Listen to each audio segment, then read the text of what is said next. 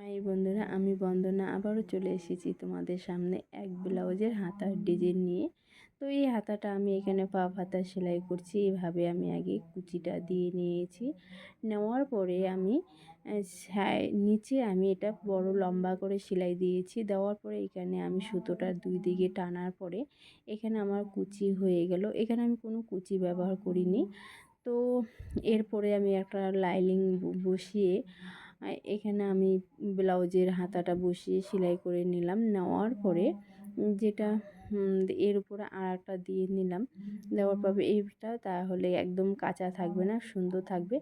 আর এই পাশেও আমি আবার দেখো উল্টো করে আমি উল্টো দিকে সেলাই করে নিয়ে নিচ্ছি, যেটা সাইডে নিচে। আর এটা নেওয়ার পরে আমি এখন সিধা করে নিলাম। নেওয়ার পরে দেখো একদম সব দিকে পাকা হয়ে গেল।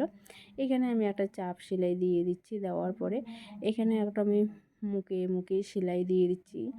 আর দেওয়ার পরেই দেখো ব্লাউজের হাতাটা একদম কমপ্লিট হয়ে গেছে। তো কীরকম লেগেছে, ভালো লাগলে অবশ্যই